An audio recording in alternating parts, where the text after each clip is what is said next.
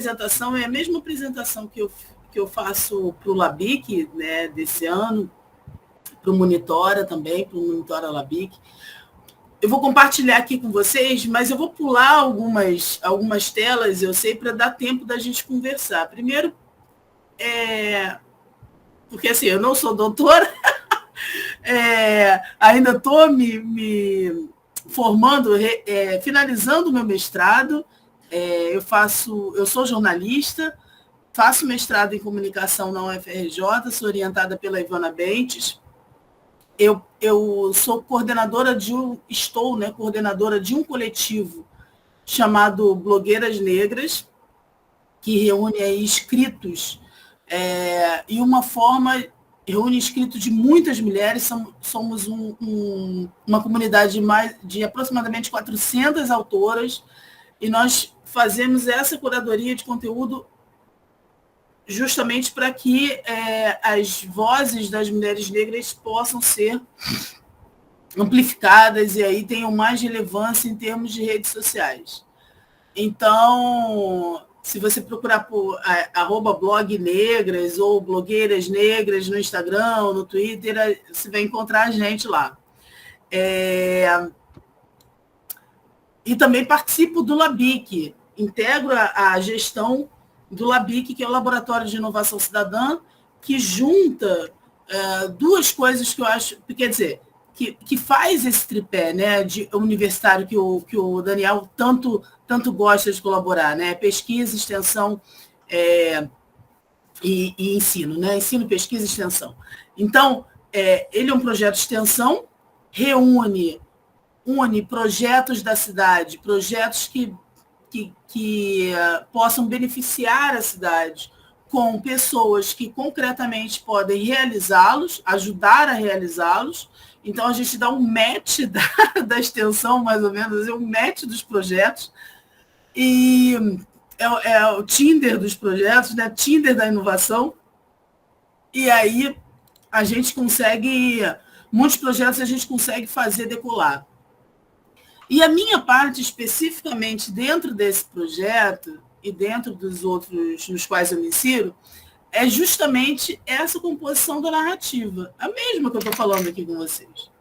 Quando o Daniel fala que é difícil fazer narrativa, qualquer coisa, não acredito nisso. A todo momento a gente está fazendo narrativa, a gente acorda fazendo narrativa, a gente só não tem consciência de que a gente faz narrativa o tempo todo. Né? E por isso eu tinha até relativizado alguma coisa nesse sentido para saber se eu iria ou não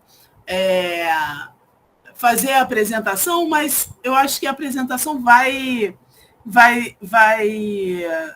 dar um panorama um tantinho melhor, né? Por favor, também não me avalie enquanto a metodologia, porque é assim mesmo. A gente, se temos uma apresentação, se não temos, é mais um bate-papo, enfim.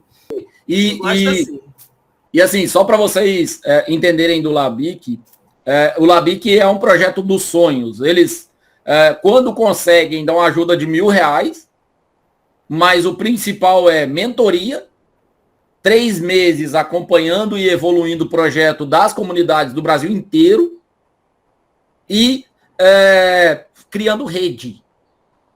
Então, por exemplo, aqui em Pádua acabou de ter visita do diretor do Banco Palma. LABIC teve o Banco Palma. E isso está aberto, isso está disponível no YouTube do Pontão da Eco. Então, assim, é muito conhecimento com gente que gosta do que faz e que está levando para, de fato, coletivos, de fato, redes de comunidade, que conseguem chegar nas pessoas de comunidade que precisam daquilo. E a questão de doutora, Vivi, é o mesmo caso do Duda, que é o diretor cultural aqui. É um título. Porque a relevância dos trabalhos que vocês fazem é uma questão de data. Vai chegar. Porque só de olhar o Blogueiras Negras já dá para ver a quantidade de oportunidade que vocês criam e o rigor, né, que vocês trabalham, a qualidade que vocês trabalham. Isso é legal demais. Obrigada, Dani. Então, essa é uma mentoria de narrativas e storytelling, é uma mentoria que eu apresento no Labic já há algum tempo, né? Eu me apresento, já me apresentei a vocês e tal. Essa é uma foto na frente da CPM, onde a Ivana está aí no meio também. Ela faz ela organiza as aulas dela, né? Mas há um tempo atrás, foi nesse auditório aí, foi nesse prédio, que eu me apaixonei por dizer às pessoas que elas podiam contar histórias. Então, eu participei de um projeto que ensinava as pessoas sobre contação de histórias digitais. Foi um projeto que foi desenvolvido pela ECO, né, pelo Instituto NUPEF, em parceria com a Escola de Comunicação da UFRJ, e mais parte do Instituto Felipe Pinel, ali do lado, ali, né, que fica bem ao lado, que tem uma seção bem... uma área bem gostosa e bem borbulhante de comunicação.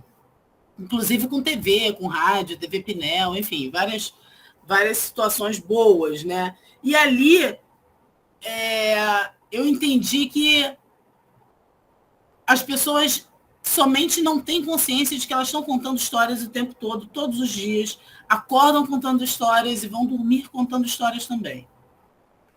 É por isso que eu digo, todo mundo pode contar histórias, né? A gente conta e escuta histórias o tempo todo, né?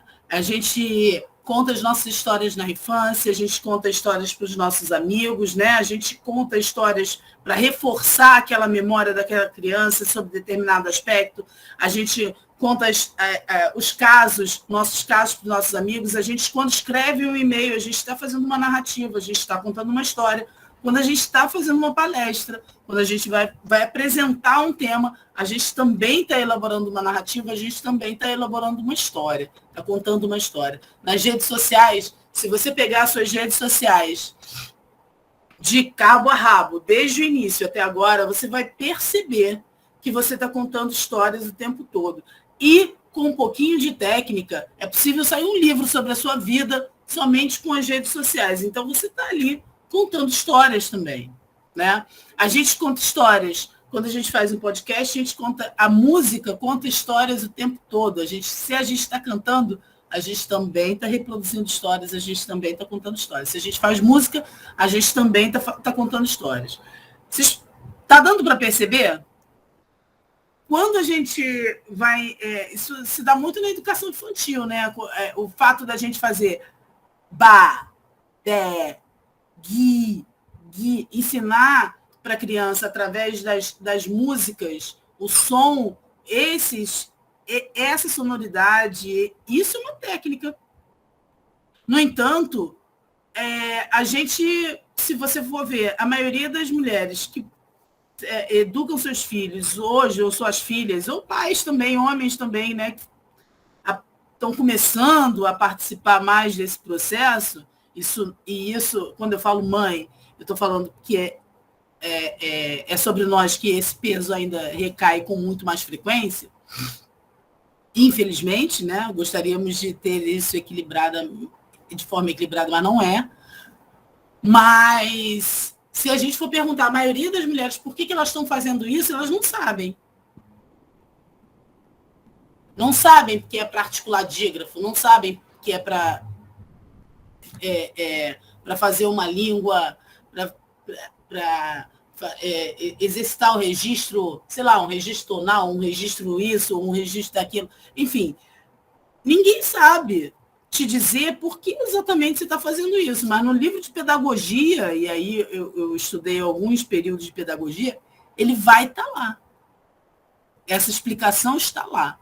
Então, eu acho que a narrativa, que a vida é uma narrativa, mas que ela é uma narrativa técnica. A gente não tem E a narrativa técnica, porque a técnica não é uma coisa apartada da sociedade. A técnica está dentro da sociedade e, às vezes, a gente é que não tem uma nitidez melhor sobre as técnicas que a gente está utilizando, mas a gente está utilizando técnicas o tempo todo no nosso cotidiano. Ô, Vivi. Falei bobagem, professor? Não, cotidianamente, inclusive, a galera chama as pessoas que usam mais técnica de sistemáticas ou metódicas. Né? Se você olhar para a pessoa metódica, ela está olhando muito mais para uma técnica que vai organizar o raciocínio dela, sim, o jeito que ela vai falar, o jeito que ela vai abordar, do que uma outra pessoa. Existem, o que eu faço, por exemplo, que blogueiras faz é uma contranarrativa, por exemplo. Né? A gente está vendo a sociedade, olha a sociedade, vê o que os papéis isso também é uma técnica de dominação. Aí você vai entrar todos os estudos dos filósofos, né? Desde os filósofos da educação até os filósofos propriamente dito, né? O Foucault, aí né, de sociedade, né? Deleuze, enfim, que são os que a gente mais estuda na ECO, por exemplo. A gente utiliza a narrativa para falar sobre aspectos que nós entendemos que faltam serem abordados a partir da perspectiva das mulheres negras. Então, assim, se a gente acha que determinado assunto pode ser econômico, pode ser social, pode ser... porque, na verdade, tudo é social, né? Na verdade, né? Mas com viés de educação, com viés político, em termos de saúde, em termos de distribuição de renda, em termos de tudo. Se a gente olha para aquele tema e percebe que ali falta uma análise a partir da perspectiva das mulheres negras, a gente vai tentar produzir essa narrativa ou encontrar alguma mulher negra que já faça essa narrativa. Então, é isso que a gente vai trazer. Eu acho que a questão tem muito a ver com o termo curadoria que você usou. Porque quando você está num coletivo, não existe moderação, não existe restrição. Existe instrução e agrupamento. Isso é uma rede. Então, comenta um pouquinho sobre a questão da curadoria nesse grupo de autoras que você citou. Então, a gente olha para a rede e vai mapear aí, fazer esse exercício de quem poderia entregar justamente textos sobre a partir dessas perspectivas. Então, a gente esse ano, por exemplo, pesquisou e encontramos uma autora, porque, veja, durante muito tempo, né, Blogueiras é um coletivo que vai fazer 10 anos ano que vem. Então, a gente está aí nessa estrada já há algum tempo, né? E o que acontecia quando o Blogueiras foi criado? O que acontecia? A gente percebeu que nós éramos mulheres negras que escreviam muito bem, mas a gente não tinha visibilidade. Hoje, talvez hoje isso tenha melhorado um tantinho, 1%, sei lá. Ainda precisa melhorar mais. Mas a gente também não tem tanta necessidade de dar de incidir tanto na visibilidade. Por exemplo, você tem há 10 anos atrás, a gente tinha muita dificuldade para encontrar mulheres negras do Pará que escreviam.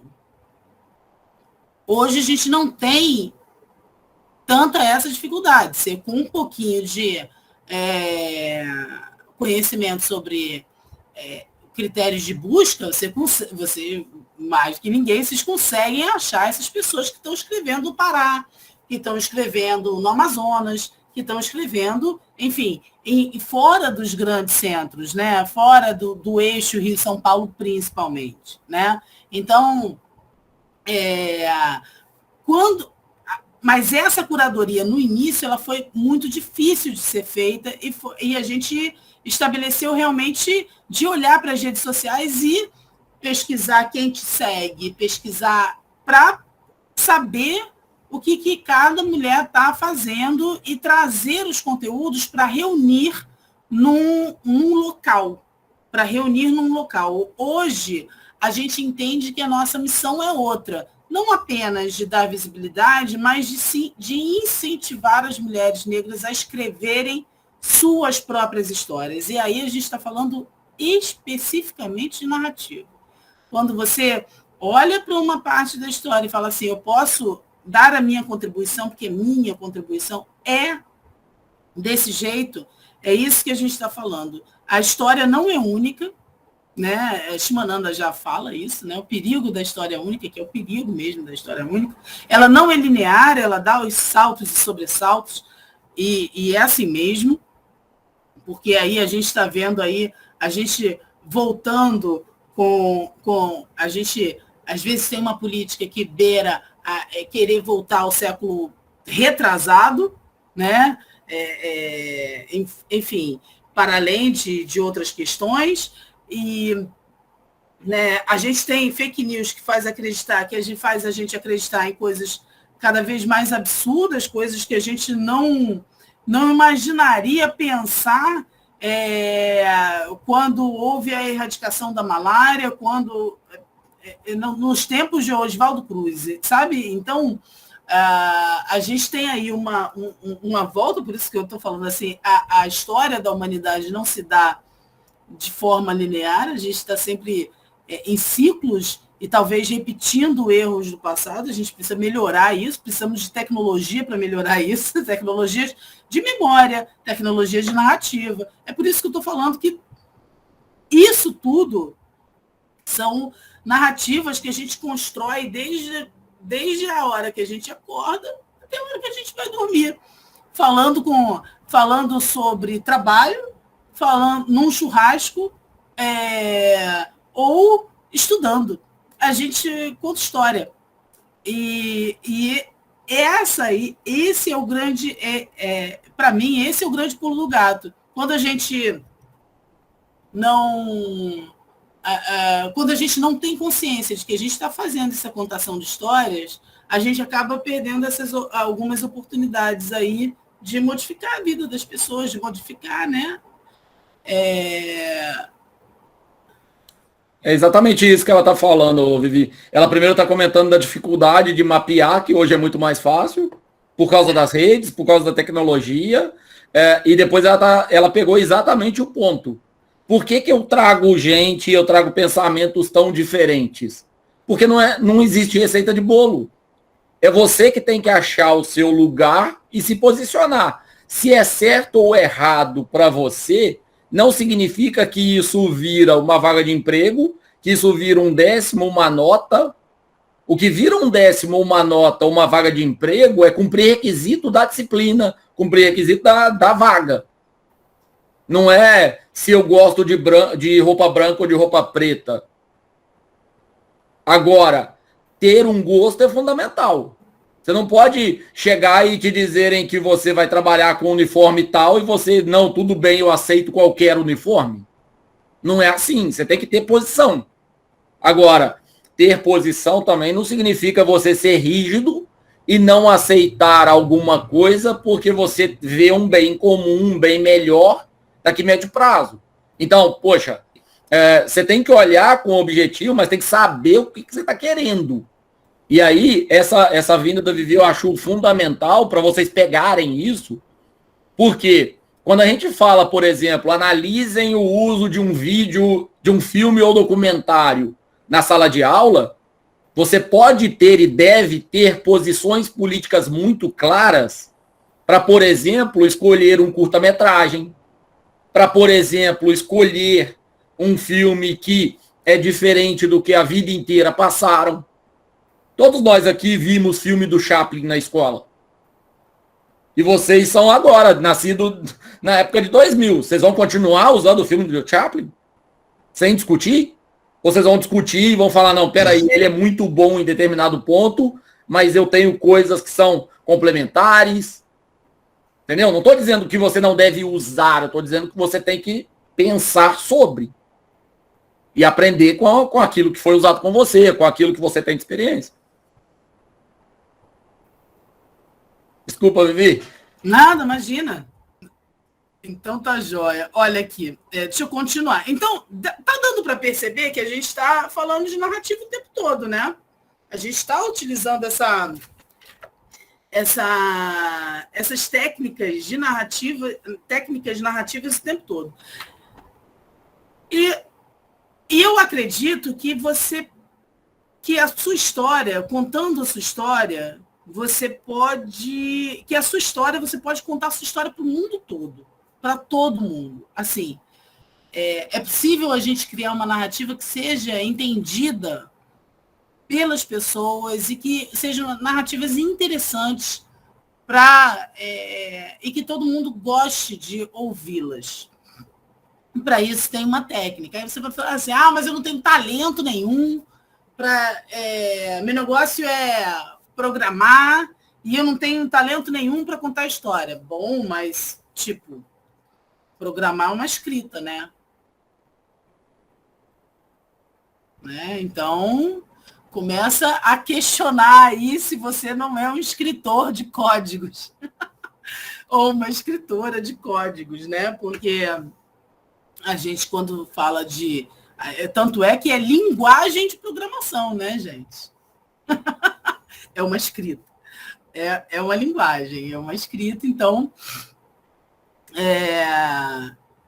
vocês, na verdade, são escritores também, né? Programadores e programadoras também são escritores e escritoras. Mas aqui eu faço um enfoque em basicamente duas técnicas, né? A jornada da heroína, que eu chamo, é a jornada do herói, na verdade, que vem aí dos mitos mitológicos, da mitologia, né? Dos grandes heróis da mitologia, é essa jornada, né? E o storytelling, que é a contação de histórias, né? Que também tem suas particularidades, mas com outras, características adicionais. A jornada do herói, né, é uma técnica narrativa que ela coloca foco na personagem, né, num personagem. Ela gera uma identificação, gera uma empatia nos leitores, enfim. Enquanto o herói vai vencendo os desafios mais difíceis. Então, essa técnica está na história em quadrinho, essa técnica ela está nos grandes épicos de Hollywood, é uma técnica, né, mais storytelling, mais narrativa, mas essa é uma técnica que está também nos grandes roteiros. É uma técnica que a gente utiliza com esses discursos pitch, né? Esses discursos da moda que a gente faz pitch em 5 minutos, né? Esse discurso de 5 minutos para você mostrar a sua ideia em 5 minutos. A gente também utiliza essa técnica com bastante eficiência. E grandes pessoas, grandes empreendedores, estão utilizando essa técnica para fazer seus trabalhos, mostrar a relevância de seus trabalhos. O mapa da narrativa o Olavo, né, um jornalista, enfim, um produtor, comunicador, ele desenvolveu, a partir da jornada do herói, ele desenvolveu ele tornou essa técnica um pouquinho mais fácil. Se chama mapa da narrativa. Desenvolveu um processo, uma tecnologia para tornar a jornada do herói um pouco mais fácil, um pouco mais palatável. O que ele fez? Fez um mapa, como se fosse um mapa de pirata mesmo, né? Falando sobre as histórias, as etapas da narrativa. Então, o que ele coloca aqui? Primeiro, contando a sua história, a gente cria uma empatia, né? Então, o que vai te levar a contar a sua história e a pessoa ouvir a sua história. Você falar sobre o que te move ou o que sempre te moveu, né? Hoje. O que te move, o que sempre te moveu, por exemplo, eu sou uma pessoa que desde os 3 anos de idade sempre quis ser jornalista. Cara, a pessoa que sempre quis ser jornalista, vai pegar aquela história e vai parar. Já 3 segundos, já captei. Sabe? E aí, assim, ó, qual o principal desafio que já enfrentou ou que enfrenta na vida? A minha família não tinha nenhuma vocação para... não tinha pessoas formadas e não tinham pessoas que tinham a ver com essa área. Nada da minha família. Nenhuma. Esse era o grande desafio que eu tinha na vida. Eu estava sozinha no meio do jornalismo para enfrentar e ser jornalista, porque ninguém da minha família é dessa área. A gente tinha... a minha mãe foi a primeira pessoa formada da minha família, uma família enorme, tipo assim, juntando os irmãos da minha mãe, dava umas 15 pessoas. E a minha mãe foi a primeira pessoa formada da família. Então, eu tinha um desafio adicional, que era não ser incentivada a fazer um curso superior dentro da minha família, porque as nossas necessidades eram outras. Ponto. Acabei. Como você faz hoje, como o que você faz hoje te ajudou ou te ajuda a enfrentar esse desafio? Bom, o que eu faço hoje em Blogueiras Negras me ajuda a desconstruir essa narrativa de que o ensino superior é para algumas pessoas e não é para outras pessoas. O ensino superior é para todo mundo. Vocês provam que o ensino superior é para todo mundo. O que eu faço hoje é contar narrativas que desconstruam esse mito, por exemplo, né? E que impacto a gente espera causar no mundo? A gente espera realmente que as mulheres negras possam contar suas próprias histórias. Esse é o impacto que a gente quer causar no mundo. E, a partir daí, a gente acredita que o mundo pode ser um mundo melhor, sem racismo e com democracia. Puf!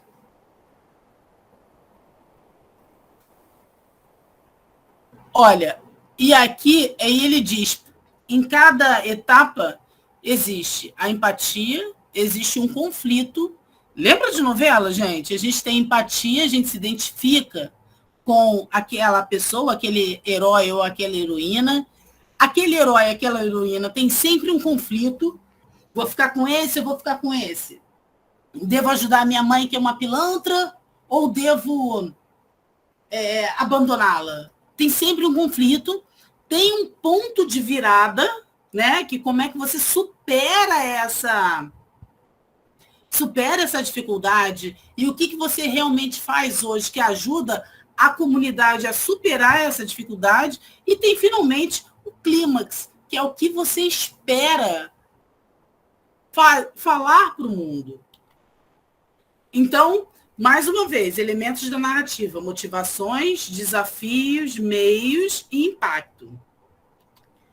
Motivações, o que sempre te moveu ou o que te move agora, ou seja, o que faz a comunidade se conectar com o seu projeto. Né?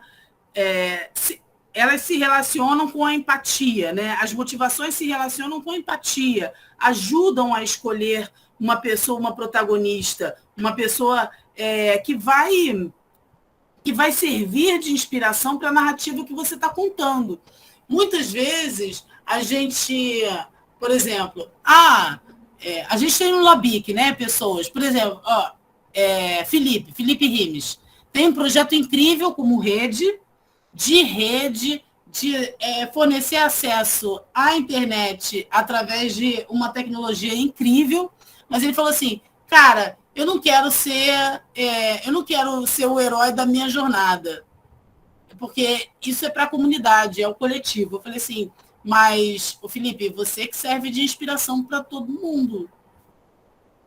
Essa história é sua, cara. Como é que você vai se isentar de contá-la? Tem que contar. sabe? Porque essa história, por mais que ele não goste de personificar, é através dessa personificação que outras pessoas vão ser incentivadas a aderirem a essa ideia, ou a se inspirar em projetos e para fazer projetos que são parecidos com o dele, enfim. Né? Isso também acontece, mas se você quer inspirar outra pessoa, você tem que ter um modelo, representatividade importa. Né? A gente está falando disso o tempo todo. Desafios. Então, qual é o principal desafio que você já enfrentou ou que você já enfrenta na vida? Eu poderia ter falado, poxa, teve uma época aqui em casa que a gente cozinhou na lata de Neston e gasolina. Não foi fácil. Isso aí ajuda a pessoa a falar assim, porra, não acredito. Mas isso é verdade, entendeu? Sempre com verdade, tá, gente? Não precisa inventar desafio para você, né? É porque aqui a gente responde quais os desafios da comunidade que o teu projeto vai ajudar a superar. Quais são os problemas que você está vendo que você vai ajudar a superar, né? São os conflitos, as barreiras, as dificuldades, enfim, tudo que o protagonista ou a protagonista encontra no caminho que podem impedir ou dificultar o acesso dessa pessoa aí que a gente está tomando como inspiração para até o clímax, né? Que é o ápice da nossa narrativa. Meios. O que você faz hoje, como o que você faz hoje te ajudou ou te ajuda a superar esse desafio, né? Eles se ligam a uma virada na história do herói ou da heroína. Então, quais foram os meios que eu encontrei, ou que vocês encontraram, ou que o projeto encontrou para superar as dificuldades, né? Como eu falei, né? O Blogueiras Negras é um coletivo que tem 10 anos, né? Vai fazer 10 anos ano passado. Ano que vem. Apenas há 2 anos a gente conseguiu recursos para a gente manter, para a gente se pagar e para a gente nos manter e contratar outras pessoas para nos ajudar. Ou seja, durante 8 anos, nós pagamos do nosso bolso e aí, tipo, os boletos chegam e a gente tem que trabalhar, mas, ao mesmo tempo, a gente fazia Blogueiras Negras de forma completamente voluntária e pagando. E aí, quando você fala assim, é uma plataforma,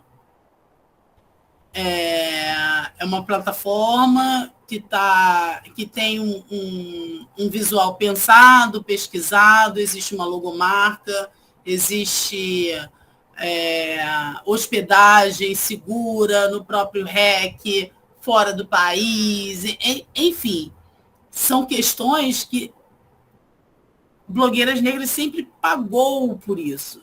Porque antes, o que a gente fazia, o ativismo que a gente fazia era chamado de ativismo de sofá. O ativismo nas redes sociais não era visto como um ativismo. Quando a gente publicava um conteúdo de uma mulher trans, ou um conteúdo que falava da masculinidade, sobre como a masculinidade afeta as mulheres, em especial as mulheres negras, como as mulheres negras são silenciadas, silenciadas em casa, silenciadas no trabalho, violentadas em seus ambientes de trabalho, as domésticas principalmente, né? Como sofrem assédio e tudo mais, né? São obrigados a alisarem seus cabelos, como no caso das jornalistas negras, sempre foram obrigadas a alisar seus cabelos e agora possuem uma liberdade maior de botar seus cabelos volumosos né, na televisão, tudo isso, todas essas eram grandes dificuldades para a gente. A gente propunha os projetos falando assim, nós queremos ensinar as pessoas a usar as redes sociais com segurança. As mulheres negras precisam utilizar. A gente já foi atacada, nossos conteúdos são todos muito moderados. A gente apaga os conteúdos, porque nós sempre fomos muito atacadas. Os haters caçam a gente na internet. Então, e isso é um problema, é um grande problema. Então, a gente sempre falou assim, nós queremos ensinar as mulheres negras a terem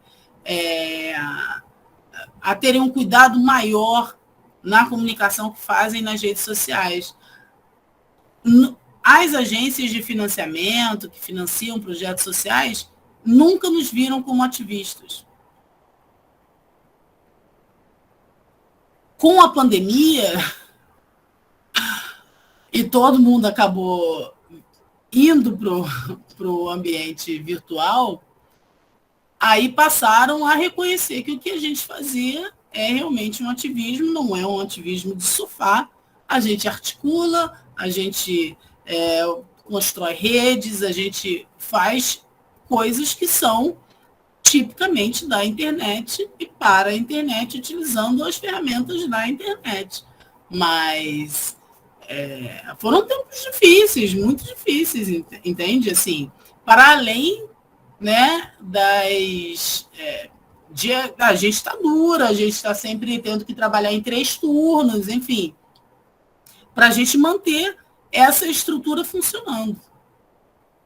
Entendeu?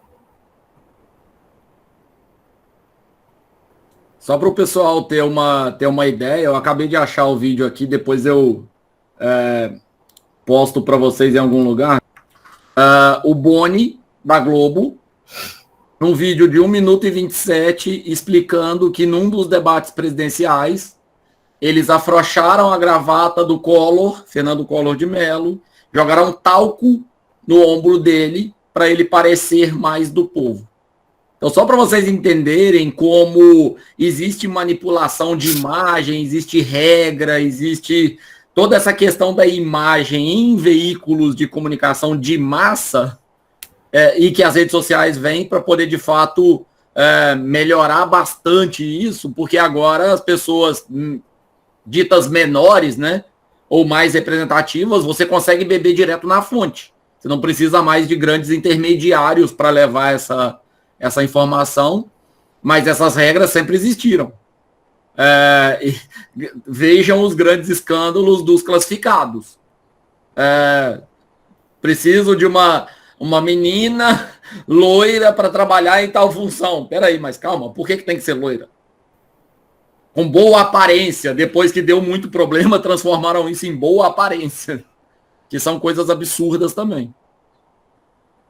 A gente luta contra a boa aparência também. Não tem que ter. A aparência da pessoa não tem que ser avaliada a pessoa não tem que ser avaliada pela aparência, né? Tem que ser avaliada pela competência que faz seu trabalho, né? E, claro, estética importa, né? E por isso a gente bate nessa tecla da estética, né? Qual a importância de você ter jornalistas com seus cabelos naturais? A importância de ter outras meninas negras que se reconhecem nelas, né? E que aí podem sonhar também em serem jornalistas, entendeu? Então, isso para a gente também é meio, né? Como é que a gente supera isso, né? De que maneiras a gente monta estratégias para superar aquela dificuldade? Isso estou falando assim, eu não sei se para vocês funciona, mas assim, eu já passa na minha cabeça sempre quando eu escuto uma mentoria dessa, e não sempre, e não é sempre que eu dou, eu também assisto para aprender, sempre tem essa possibilidade para aprender, né? Eu sempre vejo a minha vida passando, né? Eu não sei se está acontecendo com vocês, estou pensando assim, porra, como é que eu superei isso? Como é que eu estou aqui? como é que eu fui à aula domingo, como é que eu trabalhei em 2 estágios, mais uma faculdade, enfim.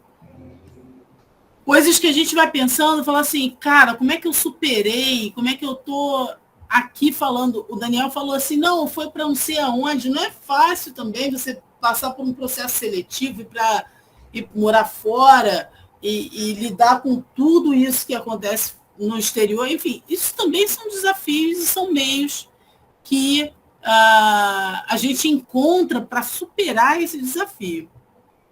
Impacto, né? Qual é o impacto que você quer causar no mundo? Qual é a marca que você quer deixar para a eternidade, né? O impacto é o grande final da narrativa. Mostra a transformação da protagonista ou do protagonista, né? Tem muito a ver com os meios, né? Nessa ordem mesmo. Como esses meios, né, ajudaram, o impacto é como o que você fez, né? As estratégias que você adotou te construíram nesse grande final para que você sirva de inspiração para outras transformações, né? Qual é o impacto dessa transformação para a tua comunidade? O que você está trazendo para a tua comunidade? O que a tua comunidade está olhando para você e está falando assim, pô, talvez a minha filha possa fazer tecnologia, pô, a minha filha gosta muito de redes sociais. Será que minha filha pode fazer isso aí que você faz, esse negócio aí de internet, blogueira? Outro dia minha vizinha perguntou isso para mim. Tipo, ela queria dar uma... Tipo, a minha filha é boa fazendo isso, olha, mas eu não quero que ela só faça isso de brincadeira. Eu quero que ela tenha uma orientação. Era esse o desejo que a mãe olhou para mim. E a mãe olhou para mim falando assim, eu acho que você faz um uso legal desse negócio aí. Que eu não sei bem o que é. Mas será que você pode conversar com a minha filha? É isso aí. Esse é o impacto, né? É isso, e aí, esse é o impacto que a gente quer com a nossa narrativa, né? E aí o Labic fez uma intervenção com o Pedro Zezé, e o Pedro Zezé estava falando justamente sobre isso, né? Eu vou mostrar aqui rapidinho a história dele. Ele estava falando, olha, ele começa com motivações, que ele começou ali no rap, falando o que motivava ele, que foram os desafios. Ele cria um núcleo de empatia, falando que ele já foi lavador de carro, então eu lavava os carros nas ruas da periferia de Fortaleza, e aí eu comecei a me questionar sobre a desigualdade na cultura, na produção cultural, enfim. E ele vai falando que o desafio dele principal era que ele não queria negócio, ele não queria acordo, ele não falava, tipo assim, ele não falava com Itaú Cultural, por exemplo. Tipo, você é capitalista, eu não vou falar com você. Entendeu?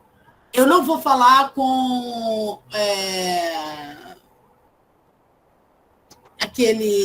enfim, uma rede Bom Marché ou esse Extra, né? Donos de supermercado, grandes cadeias de supermercado. Eu não vou falar com o Boninho. Não vou falar com o Boninho. Sabe? Antes ele era assim. Isso para ele era um grande desafio. Como é que ele ia modificar a vida das pessoas se ele não conseguia falar com todas as pessoas? Esse era um grande desafio. A articulação era um grande desafio para ele. E isso gerava para ele um conflito. Quer dizer, como é que ele vai fazer? Como é que ele vai fazer gerar mais oportunidade sem falar com os grandes empresários que podem empregar as pessoas e podem oferecer cesta básica, podem fazer tudo isso, né?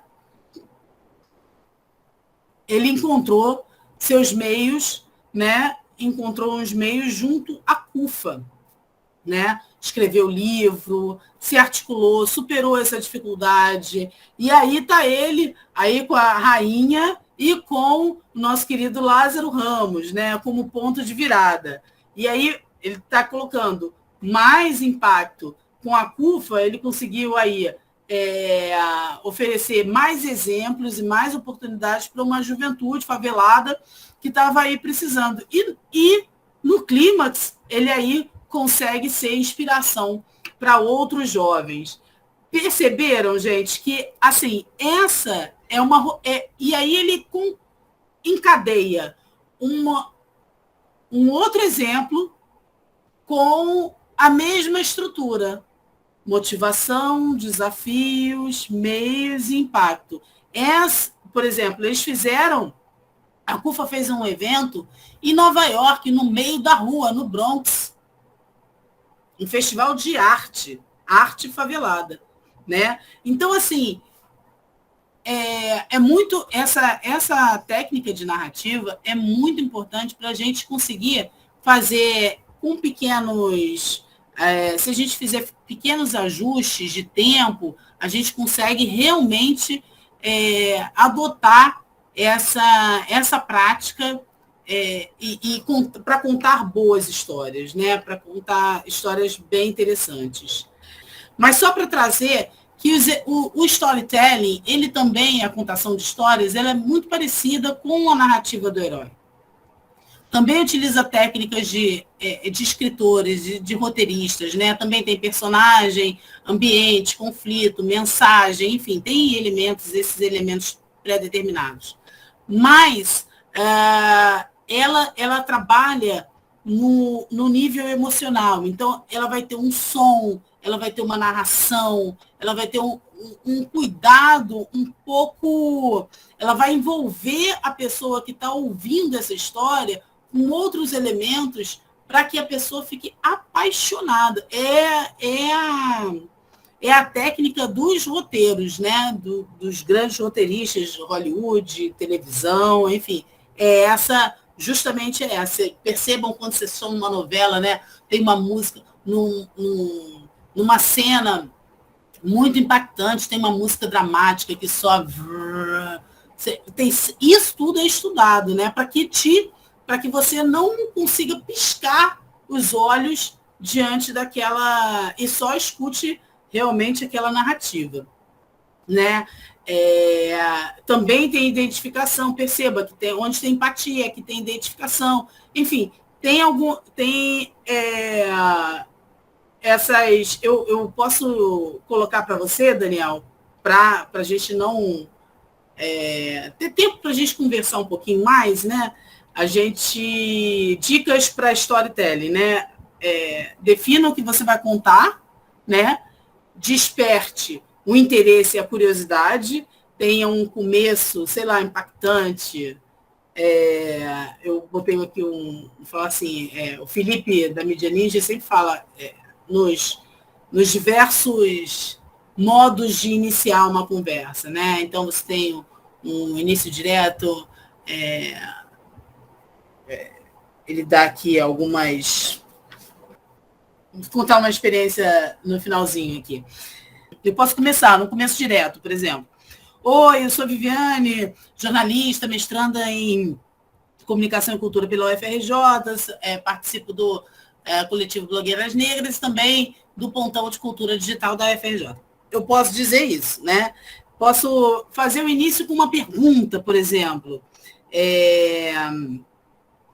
Quer saber como posso potencializar o alcance e a visibilidade das suas ideias na internet? Né? Eu posso ter uma sacada contraintuitiva, tipo, existem técnicas básicas que podem te ajudar a potencializar o alcance e a visibilidade das suas narrativas na internet. Né? Você sabia disso? Você pode começar com uma história. Né? Oi, gente, eu sou Viviane Gomes, eu sou mestranda da UFRJ, participo do coletivo Blogueiras Negras, sou pesquisadora do Pontão de Cultura Digital da UFRJ, e essa é a terceira vez que eu estou apresentando essa narrativa essa oficina de narrativas, ajudando os projetos a construírem narrativas que potencializam o alcance das suas e a visibilidade dos seus projetos na internet. Posso colocar aqui. Segmentado, eu falo assim, você desenvolve um projeto social e quer potencializar o alcance das suas e a visibilidade das suas ideias nas redes sociais? Então, essa mentoria é para você.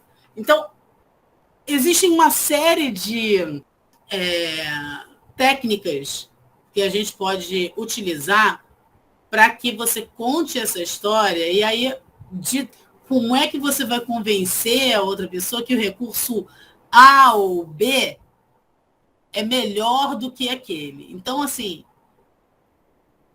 esses são grandes exemplos para você continuar e para que a pessoa continue ouvindo a história que vocês vão contar. Né?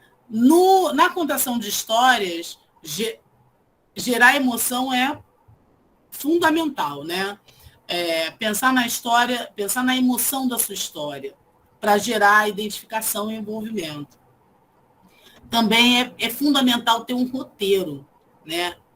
Ter um textinho com a narração, com as imagens, com música ou efeitos de som, a duração de cada bloco, né? de comunicação que você está fazendo, cada bloco de narrativa. E aí tem algumas dicas, né? Conte a sua história para outras pessoas, grave-se, observe-se, né? Se observe, né? Mostre para um parceiro, para uma parceira, ganhe conforto e confiança. É a sua narrativa, é a forma como você está comunicando a sua ideia, né? Música, voz, interpretação.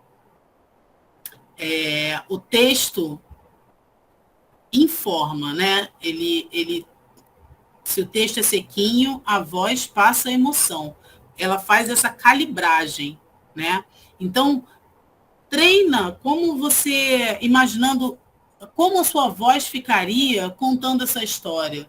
Leia em voz alta, para você calibrar também a forma como a sua voz vai ser emitida e a forma como você quer que ela seja recebida também tem essa diferença. Trilha sonora não precisa usar, mas se a música tiver a ver com a sua história, use, né? Mas teste o volume, né? Às vezes o som pode ficar muito alto, pode interferir na narração que você está fazendo. E também tem outros sons, né, que você pode colocar que são bem interessantes. A publicidade usa muito, né? Sons de buzina, toques de celular, despertadores, enfim, isso tudo está à disposição. Aí tem a mesma coisa com Raul Santiago, por exemplo, que ele também utiliza essa jornada do herói contando sua história, de como ele começou a fazer mobilização no Morro do Alemão, enfim. Eu vou passar aqui, mas só finalizando. Gente, narrativa tem começo, meio e fim. Sempre isso. A estrutura, sujeito, verbo, predicado, ajuda na clareza. Então, eu estou fazendo uma mentoria hoje.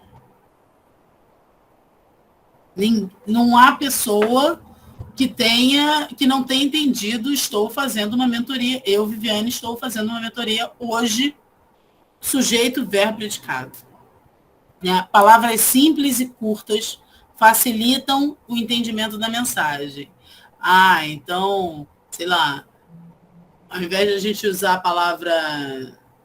palavras mais rebuscadas ou palavras que, enfim, que a gente olha no dicionário, tem que olhar no dicionário para saber qual é o significado, só porque a gente acha, depois que o texto vai ficar elegante. Não, gente, esqueçam isso. Coloquem as palavras que a gente conhece, coloquem as palavras que vocês estão habituados a falar e elas vão sair da boca de vocês com muito mais naturalidade e muito mais entendimento, né? E muito mais empatia com as pessoas com as quais vocês vão falar. Então, a gente está fazendo tudo aqui diz respeito ao entendimento da mensagem, né?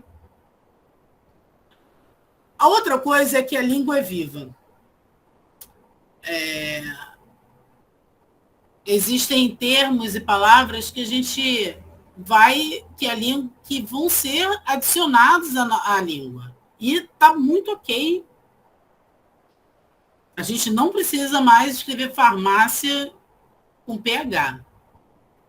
Né? A gente já entendeu que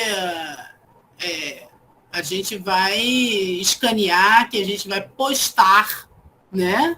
Então, são aí questões que mostram para a gente que a língua é viva e que ela vai se modificar a partir das circunstâncias e do caminhar histórico nosso, né? Das sociedades. Então, por isso que eu botei essa segunda frase, se liga na forma, né? Porque se eu estivesse observando uma linguagem culta, eu não poderia colocar esse pronome na frente do verbo, mas a língua é viva. Então, se liga na forma como o seu público fala nas redes sociais, como ele fala, como ele se comporta. Se você vai fazer uma palestra para professores, ou para secretários de educação, ou para políticos, enfim, você não vai trazer uma forma tão coloquial.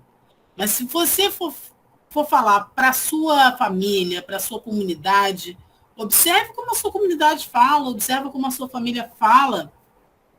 E aí, né? E aí dosa isso, né? Faça uma calibragem em cima disso, né? Para você ter um direcionamento mais adequado sobre a linguagem que você vai utilizar para se comunicar. E a outra coisa também, nesses tempos de computador, nesses tempos de virtualização da vida, dizer para vocês que emojis também falam, né? Então, a gente precisa utilizar mais emojis, a gente utiliza mais recursos gráficos nas nossas... e quando a gente não... nas nossas trocas pela internet, e dizer também que quando a gente não fala, esses recursos ajudam a dar o tom, ajudam a falar... ajudam a estabelecer uma conexão mais emotiva com a nossa fala. Tá bem, gente? A pergunta é, que história agora vocês têm para contar? Se ajudou vocês a visualizarem a história que vocês vão contar. Muito obrigada, gente. Muito obrigada. Na jornada do herói, você lida com uma verdade. É a verdade mesmo. Os exemplos que vocês vão estar dando vocês vão estar dando exemplos de vida, inspiração de vida na jornada do herói, né? Eu aposto que cada um de vocês aí essa é na verdade o empenho da gente, né? Fazer com que todo mundo reconheça sua narrativa, fazer com que todo mundo reconheça sua vida, né? E saiba extrair dali potências. Então, quando a gente supera, reconhece que nossos pais fizeram um grande investimento ou fazem um grande sacrifício para nos manter na universidade, para que, quando a gente reconhece que nós mesmos temos que fazer desafios inacreditáveis para conseguir se formar, por exemplo. Eu tinha 2 estágios e estudava à noite. O meu estágio começava, eu tinha que estar na prefeitura, eu fiz um estágio de assessoria de imprensa na prefeitura e tinha que estar lá às 7 horas da manhã. E depois, eu não tinha intervalo, eu saía de um estágio, ia para o outro, saía do outro e ia para a faculdade. É um esforço. Eu dormi 3 horas por noite, passei 2 anos fazendo isso, dormindo 3 horas por noite. Eu não sei nem como é que eu fiz isso. Eu só trabalhava. Então, assim, mas era a minha vida. Eu não tinha uma... eu fiz uma universidade particular, alguém tinha que pagar. Eu sou filho de faculdade particular também. Então, assim, essa era a minha vida, porque ninguém na minha família foi incentivado a fazer uma universidade pública. Porque na universidade pública o ensino é melhor e tem mais filosofia. A visão da minha família era: prepare-se para o mercado de trabalho. E acabou a história. Sabe? Então, assim, a gente não tem como lidar com Não existe um protagonista disfarçado nessa história. Entendeu? Não existe um antagonista que vai sair das sombras. Nessa história, não. Agora, no storytelling, pode sim. Imagina, eu queria falar também com vocês que eu trabalhei com divulgação, ciência e tecnologia. Por exemplo, trabalhei com com popularização de ciência e tecnologia. Então, eu estava em contato com pesquisadoras de todos os centros tecnológicos do Rio de Janeiro. E são muitos, viu? Então, eu entrava em contato com o Observatório Nacional, entrava em contato com Museu de Astronomia e Ciências Afins, entrava em contato com o Embrapa, entrava em contato com os centros tecnológicos que estão instalados ali na Universidade no Fundão, na COP, no Instituto de Matemática Pura e Aplicada, Instituto de Comunicação. E aí, gente, o grande perigo, a grande questão de todas essas pessoas que estavam ali imersas em ciência era que existia uma ficção, de um mito de que cientista não sabe contar, não sabe comunicar suas ideias e não sabe contar as histórias. Isso é um mito que a gente precisa de uma contranarrativa, sabe? Porque como é que a gente vai pensar em inovação e como é que a gente vai convencer outra pessoa que a nossa ideia é inovadora, que a nossa ideia merece ser aplicada ou olhada, ouvida, sentida com atenção, se a gente não sabe comunicar.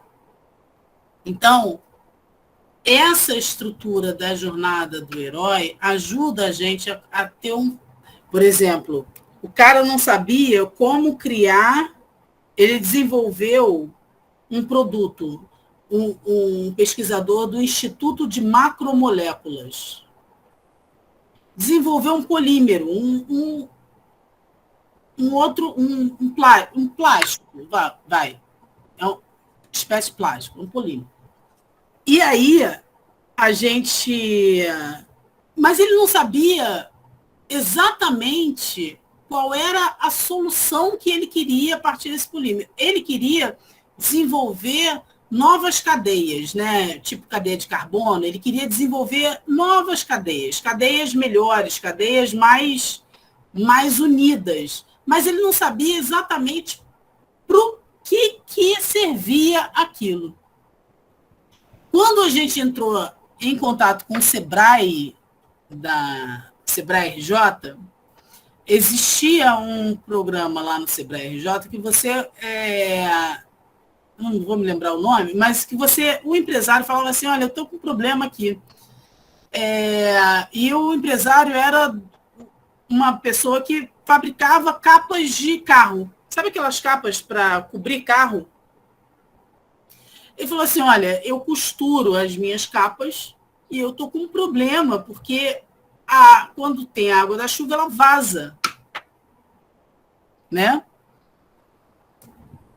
E a gente falou assim, vaza, mas ela vai, atravessa a costura e acaba manchando o carro.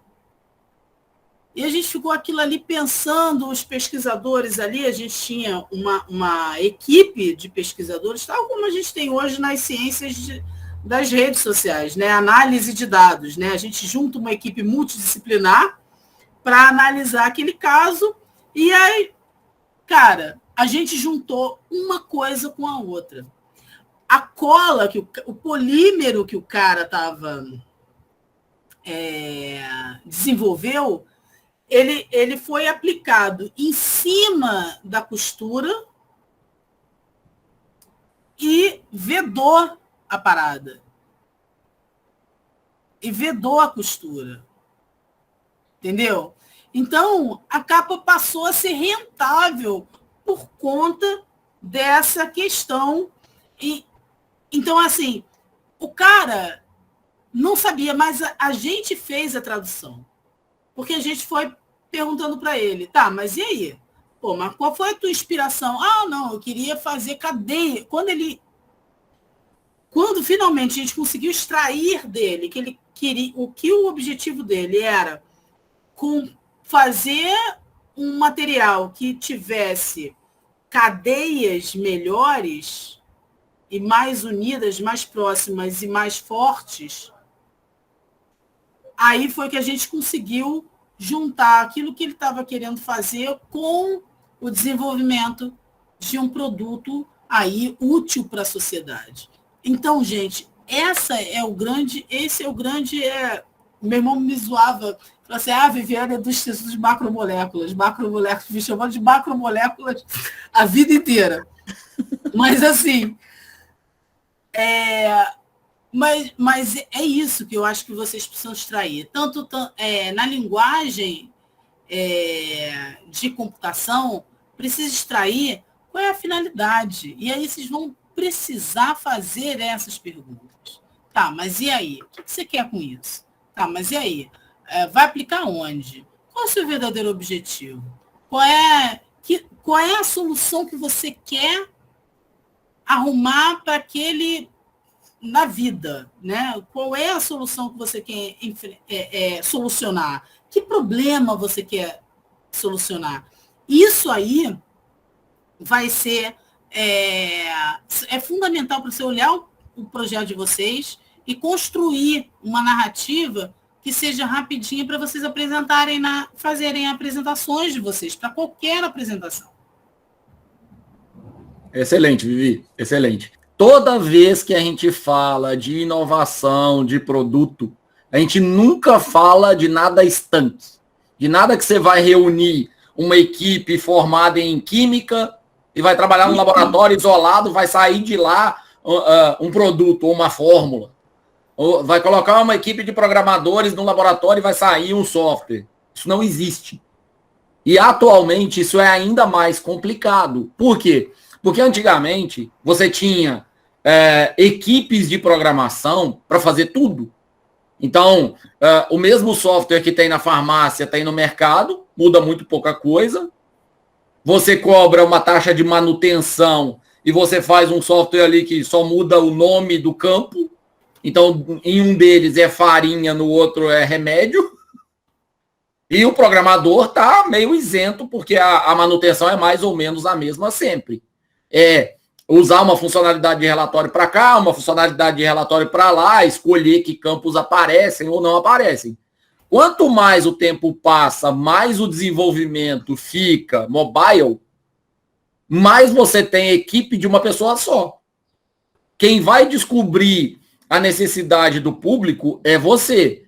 Quem vai descobrir qual é a melhor linguagem de programação é você. Quem vai descobrir a plataforma que você quer desenvolver é você. E aí você pode ter uma equipe, eu sozinho, a equipe eu e meu colega, a equipe eu e mais 3, ou trabalhar numa empresa de médio porte ou numa empresa de grande porte. Agora, o tempo todo, alguém vai ter que entender de falar termos técnicos internamente e linguagem popular externamente. Não tem jeito. Da mesma forma, como que você vai desenvolver alguma coisa para comercializar se você não sabe de dinheiro? Se você não sabe de taxa de juro, se você não sabe de forma de pagamento, de quanto custa, taxa de cartão de crédito, pagar no cartão ou no Pix é a mesma coisa? Não, não é. Você vai desenvolver um negócio, vai tentar vender e não sabe disso? Tem que saber. Tem que saber. Senão, o seu projeto já nasce capenga. Porque ele já nasce precisando, igual lá em Niterói eu tinha na equipe, um setor de fazer manual. Tinha 4 pessoas pagas, funcionárias do laboratório, para fazer a documentação de software. Fazer contrato e todas essas coisas. Olha o tamanho do custo disso. Aí você tem que ter uma pessoa da contabilidade, uma pessoa para escrever, uma pessoa de vendas e você vai ficar lá no seu quartinho bonitinho com o seu computador parado olhando para ele assim, só escrevendo linha de código com a mão toda torta igual os nerds famosos? Então, assim, a gente está falando tecnicamente de programação, mas a gente está falando de programação para você maximizar rendimento, maximizar entendimento. E para isso você pode conhecer pra caramba de aspectos técnicos, mas você precisa saber conversar. E o saber conversar é importante pra caramba, tá? Então, eu gosto muito do papel que eu faço no curso, porque se você quer a parte mais licenciatura do curso, beleza, você vai se identificar pra caramba. Mas se você quer a parte programação, desenvolvimento, redes, SEO, banco, áreas internas do curso, eu já presenciei isso também numa equipe média, e a gente consegue entender que só o programador fechado, ele vai precisar de alguém que leve e traz para ele. Vocês já viram o problema de tradução? Alguém vai para a reunião, descobre a demanda do cliente, traz e te entrega errado, te explica errado. Então, pensar um pouquinho fora da caixa, entender contexto, isso é importante pra caramba. Vivi, obrigado demais. Gente, muito obrigada, tá? Eu agradeço imensamente. Espero não ter cansado vocês aí. E que espero realmente que essa mentoria ajude, né, a construção, né, das apresentações de vocês e sirvam aí e que vocês possam aí seguir com seus projetos inovadores e inspiradores, viu? Muito obrigada. Beijo, boa semana.